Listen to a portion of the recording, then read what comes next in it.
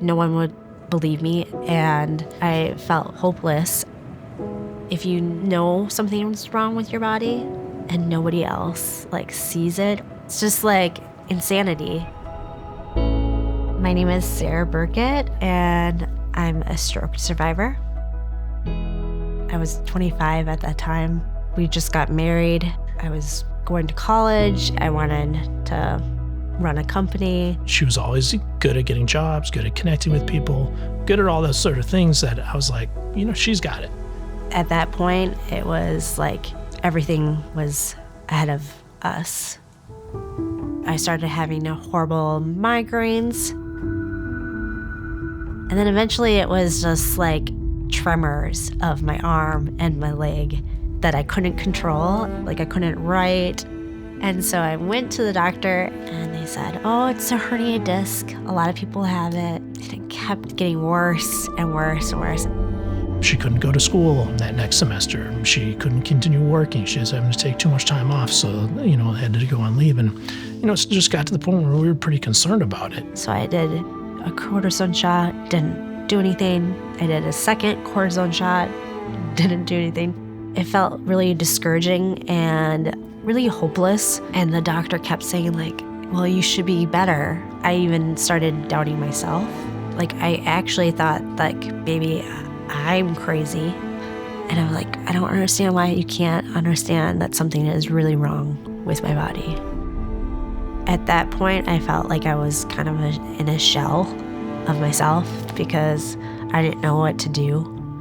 And I can't keep doing this the way that they are telling me to do this. I was I'm gonna take matters in my own hands. So I printed out all the neurology clinics and I started cold calling to see if I could get an appointment. I did get an appointment and she held my hand and said, I don't think that you're crazy. I believe you, and something is wrong with your body, and we're gonna figure it out. And they said, I believe you have Moyamoya disease, which is actually pretty rare. And so basically I didn't have any blood flow circulating in my brain. These episodes that I was having was just little mini strokes. When I found out, I was validated. I felt I was yes, I'm not crazy. I'm not making it up, but we also were a little bit afraid. I was in California in a couple weeks after that and doing my surgery. I was thinking this is the cure and my life is going to go back to normal. I woke up about, I think it was maybe 2 a.m. The nurses said, and I wanted to drink water. I was super thirsty. Buzzed the nurse. And she came in and I was and I could hear my voice not saying the words that I wanted to say. At that point, I got pretty scared. There's just an almost paralysis I felt because, what do you do? Genuinely one of the scariest moments of my life.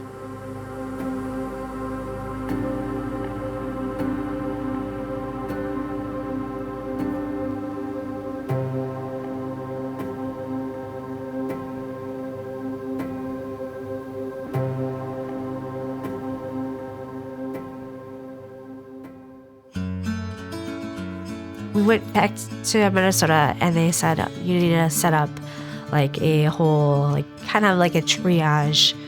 People speech, OT, PT, and they wanted to make sure that everything was progressing. I met Sarah the first time was 2 years after she had her surgery, and she'd done great with her recovery. And from that time, I was a parent for her to kind of tell her, no, you're doing too much, slow down. And so didn't let her go full time to work, and we had to make some lifestyle changes. Doctor said made sure that I was not just okay with my brain, but like okay with my whole self. With time, we developed a good relationship that has a lot of trust, and we became more like friends. I'm so proud of Sarah.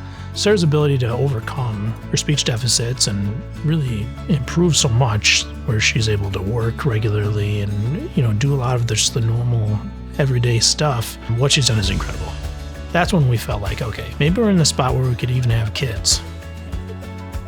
Nowadays, I am teaching Monday, Wednesday, and Friday at my school, and most days you can see me running around with our kids. Enjoying family life is like one of the highlights of surviving after a stroke.